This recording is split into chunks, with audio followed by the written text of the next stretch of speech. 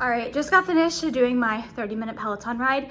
So I did the Kendall Tool's my favorite Peloton instructor, and I just did her Skrillex ride. It's only been out for like 4 days and I've already done it twice. I'm obsessed. I'm not like a hardcore EDM headbanger type of gal, but like when it comes to this music, when I'm cycling, it just gets me feeling good. So just finished that. Always a good way to start my morning with a little bit of fasted cardio. Good morning, YouTube. So I just put a couple of clips, but I didn't really intro this video. So hi, hello, welcome to my channel. So my current morning routine has been literally, I pop my eyes open in the morning and I put on some like decent clothes. So I get out of my pajamas, brush my teeth, and I will go on a sunrise walk. So I like just starting the day with a little bit of movement. I don't go on a long walk, but it's just so peaceful. It's like a phone-free walk. I mean, I filmed those few clips, but other than that, I don't look at my phone the entire time. I just soak up nature, and it's a really nice way to start the day. And then I get back, and then I'll usually do a little bit of computer work, and then I will hop on my Peloton for my fasted cardio. I just really enjoy doing cardio fasted in the morning. That way I don't have to worry about it the rest of the day. I used to do it in the afternoon, like in the middle of the day, just to kind of break things up.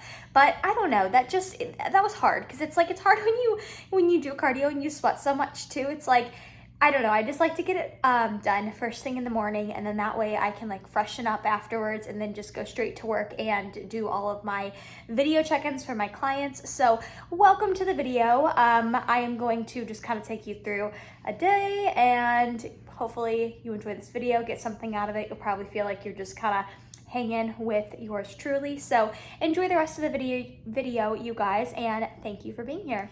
I don't know about you guys, but don't mind my bare bed in the back. I'm actually washing my sheets right now.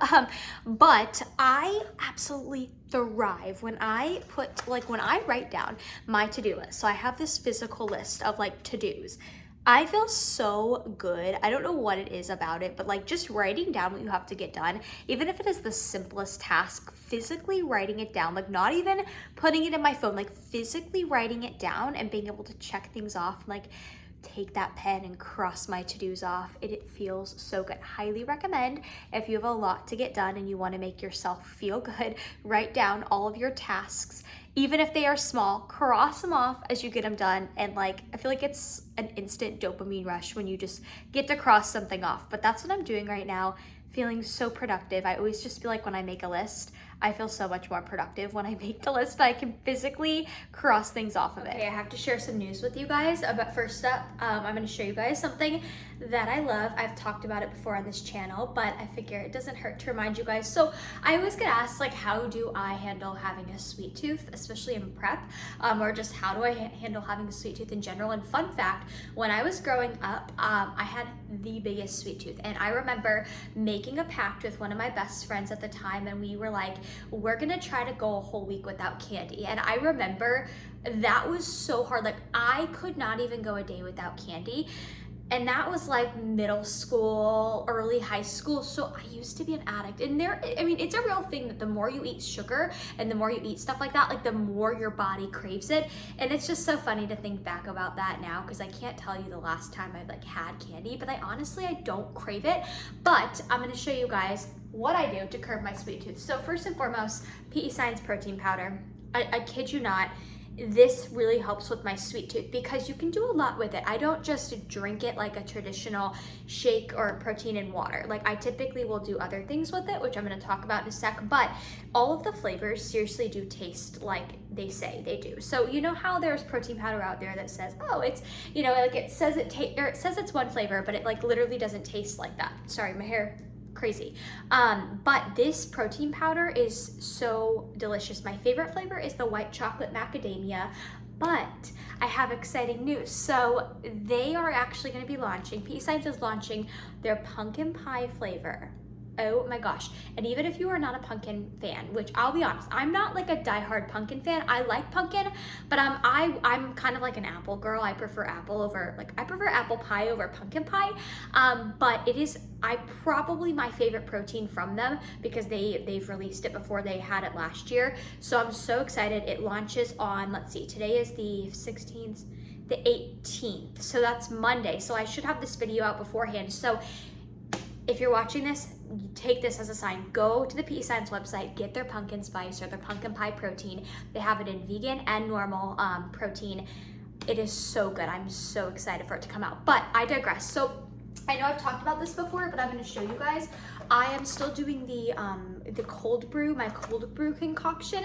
So I live in Florida and it's, you know, it's like 100 degrees, but I use a packet of this instant decaf from Folgers. I just get this at the grocery store, but any instant coffee powder works. I just do decaf because I like to be able to enjoy this drink whatever time of day and I don't need the caffeine. So I mix this with about 8 ounces of cold water, and then I add about 1/3 of a cup of unsweetened vanilla almond milk, and then this is where the sweet tooth kind of comes in. I add in a little bit of protein from PESCIENCE. So the white chocolate is my favorite right now, like I said. So typically I just add about 1/2 scoop, so 1/2 serving, which would be almost, there's like 12 grams of protein, so that's still really good. I'll add that in, and then I typically, this is kind of sad, I haven't been able to find my skinny syrups, like the coffee syrup, so I have to show you guys. I got this one, I found this one at Home Goods. I don't know what's going on, but there seems to be a shortage of like, I can't find the skinny syrup that I typically get at Home Goods and TJ Maxx,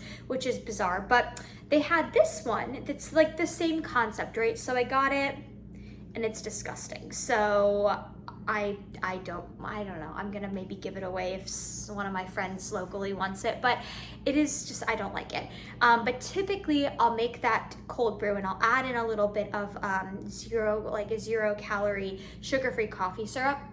But like I said, I don't have one I like right now, so we gotta go on the hunt for that. And then I'll add a little bit of stevia. So it's just the instant coffee with water mixed together, add a little bit of unsweetened vanilla almond milk, some PESCIENCE protein, which really makes it, a little bit of liquid stevia, and then normally I like to do a little bit of like flavored 0 calorie coffee syrup, but that's my little go-to. So also mark your calendars for the pumpkin pie release from PESCIENCE, and I kid you not, if you are not a pumpkin fan, you still need to try it, because I am not a diehard pumpkin fan, and it is, I'm not kidding, probably my favorite protein that they've ever come out with. So there is that. Run, go get that now. It's either gonna be live when you're watching this, or it's gonna probably be live the next day, depending on when I get this out. So wanted to make sure I let you guys know about that. So I just wanna show you guys something very quick. So I think I talked about this like a couple videos back, but I have a new obsession, and it is a new backpack. So I have a Wolfpack backpack, and I'm sure those of you guys watching know what Wolfpack is. It's like all the rage right now in the bodybuilding fitness world. So I have my Wolfpack, and I still love it, but my friend started this backpack company, and she's also a bodybuilder, but these bags are more so like, they're kind of like everyday bags, but I also use mine as a gym bag. So I have one in black, but she recently just sent me the new color, which is, it's called oatmeal. How fitting, I love oatmeal. But it's like this kind of beige color, and I absolutely love this bag. It looks really big next to me, but it's not like it's not huge. It's just a normal like backpack, but it has this little insulated pouch where you can put, you know, meals, drinks, whatever. And it has a really big storage compartment in the middle, and then in the back, it has a little laptop compartment. So it's just like a cute little backpack. The company is called Task Active, and I have a discount code. It is my standard lexiemait. I'll put the link below if you do want to purchase one of these bags. So it comes in this color, which is the oatmeal, and then it also comes in black. And I've been using my black one, and I've been using it as a gym bag. I've been using it as like just everyday bag. Like I love it, I love it, I love it. And I have had a couple people ask which one I prefer, my Wolfpack or the Task Active. And personally, I like both of them for different reasons. I feel like the Wolfpack is a little bit more like for like a gym bag. However, I mean, I've been using this for a gym bag. I will say, I think that the Task Active has more room in the middle. I find that I can fit more in it than I can with my Wolfpack, because the Wolfpack I have also has the meal compartment in the front. And any of you guys out there with the Wolfpack backpack, love them, but you know that if you have the one with the meal compartment in the front, it takes up a lot of the actual like backpack space, so you really can't fit a ton in the middle. So anyways, I just wanted to give a little shout out to my friend's company because I love supporting small businesses, and I'm very grateful she sent me this bag in the new color. So I'll put the information below if you do want to check it out. Yeah, I love, if you're looking for a good bag, you have a wolf pack and you want something that's a little bit more like contemporary that you can carry with you wherever, or you just want more variety, check it out. So I'm currently working on, don't mind my computer screen, it is a little dirty, it needs a little cleaning, but I am doing an event here in Tampa on October 7th. It is female only, but we are still accepting. If you want to attend, you can. I'll put the information in the description box below, but it's called Build More Than Just a Body. So I'm doing this event and hosting it with my friend Celeste Rains Turk.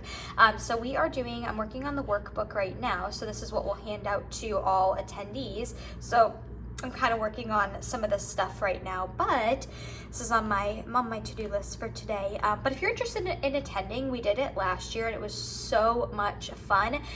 So we do still have some tickets available. So if you are in the Florida area and you are a female competitor, or even if you're not a competitor and you're just kind of interested in competing or just like into fitness in general, we do have some tickets available. So I'll put the information in the link, or not the link below, in the description box below. But I'm currently working on this and hopefully gonna finish it up today so we can get these bad boys printed. So I'm going to show you guys what I am making. So I am chopping up some zucchini, one of my favorite vegetables, partly because you can do so much with it, and this is my favorite thing to do with it, and it's a very easy to digest vegetable for me. So I just cut it up into thin little pieces like this. Nothing is on it. I just washed it, I cut it up, and now I'm gonna stick it in my air fryer at 350 degrees. I don't typically time it, but I'll let you guys know how long I have them in there for. So basically I'm just gonna air fry them until they're a little crispy, and it's gonna make like a zucchini quote unquote chips or crisps, so you will. Okay, so here is the aftermath. Here's what they look like. Some are a little bit crispier than others, but typically these are just plain, so like I haven't put anything on them yet. So I have them in the air fryer for about, I want to say like 14 minutes, give or take. I mean, I would just say just check them around 10 minutes, and then if they're not crisp enough yet to your liking, you can keep them in there for longer. But typically I just add some sea salt, or I'll put like a little bit of Dijon mustard on top of them. But this is probably my favorite way to enjoy zucchini, is to cut them up, put them in the air fryer, and make them into little crisps. So I am just doing a little studying. So I'm watching Sean's Couture on YouTube, and I love the fact that she does recaps of every Bikini Pro show, and she also does previews, but I'm watching a recap. And you know, like some of you guys may think that it's kind of weird, like that I watch this stuff so religiously, or I mean, maybe not weird, but one of the reasons I think it's super important to watch these is because I am a coach, and not only am I an athlete, but I coach a lot of first-time competitors, and not only first-time competitors, but you know, girls who have competed before. And I think it's super important to stay in touch with what is being rewarded in bikini. There's so much that goes into it, and like this is honestly something that I was thinking about, and I recommend, like, if you are a competitor and you want to do well and you want to work your way up in the sport, you know, be very picky with who you choose as your coach. Make sure that your coach is somebody who is staying up to date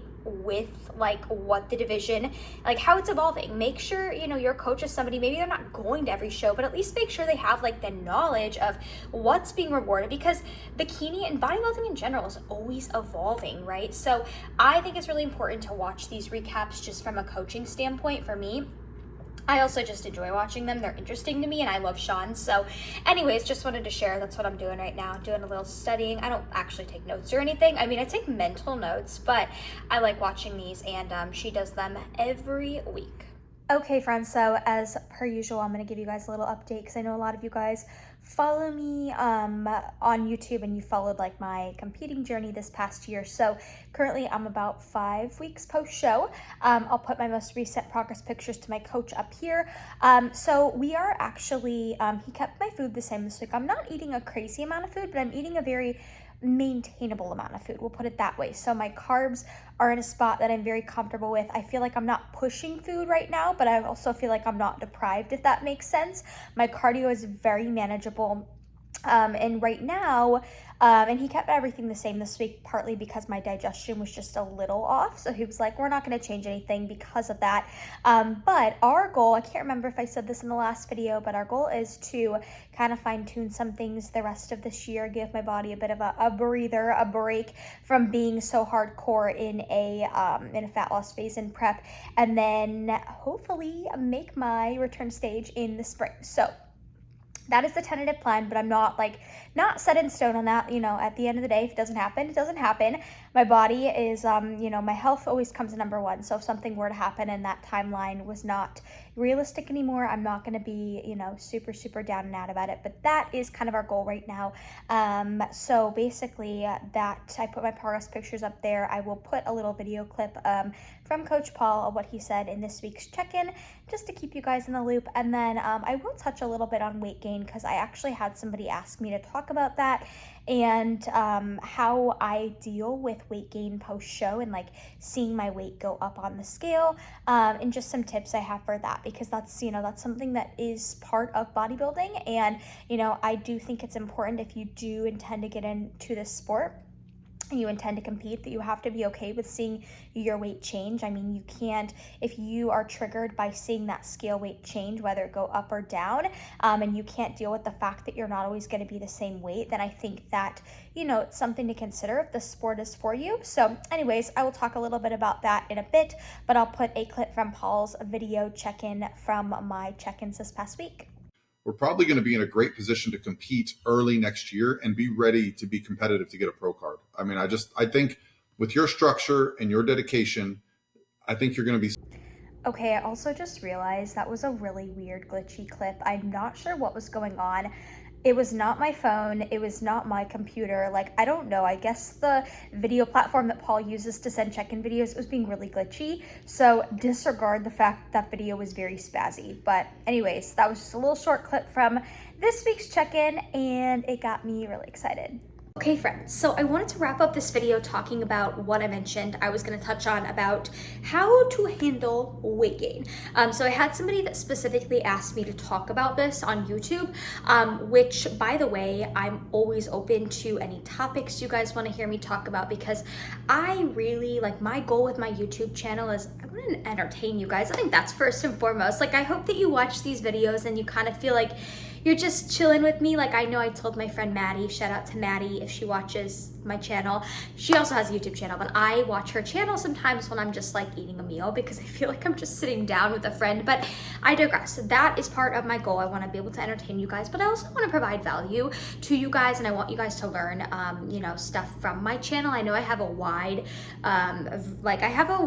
variety of people that watch my channel. I have guys, I have girls, I have competitors, I have people who don't compete. They're just interested in the lifestyle. But let's talk about how to deal with weight gain, and this can be relevant to competitors or non-competitors. If you're just in your fitness journey and maybe you just wrapped up a fat loss phase and you're reverse dieting out of a fat loss phase, this could apply to you. But I think it's a very important topic to talk about. So like I had talked about before in that short clip, I think it's very important, if you are going to get into the sport of competing, you have to realize that your weight is going to change. If you're somebody who's triggered by that scale going up or going down, or just seeing your weight fluctuate and realizing that you're not always just going to be the same weight, I think you have to consider, is this something you want to get into, right?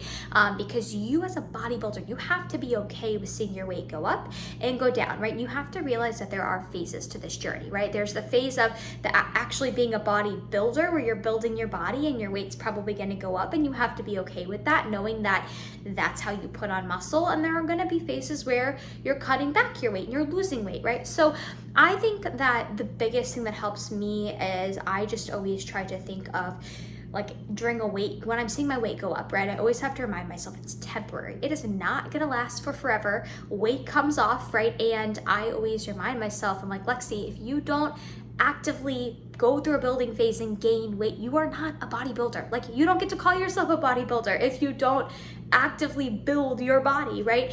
So remembering that it's just temporary and always having that long-term goal in mind, right? I always like to think back to like my previous times on stage, and like especially when I took the whole year of 2022 off to just grow and build, I always liked to remember, like when I was starting to feel a little uncomfortable in 2022, I would always think back to when I was on stage in 2021 and how like tiny I felt compared to some of the other girls.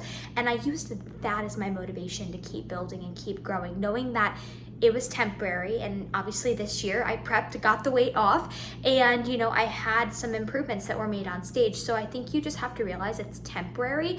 And actually this is kind of funny, and I did this by accident, but this may also help as well. So my scale, the like scale I weigh myself on, I don't really know how this happened, but one day it just started measuring me in kilograms, okay?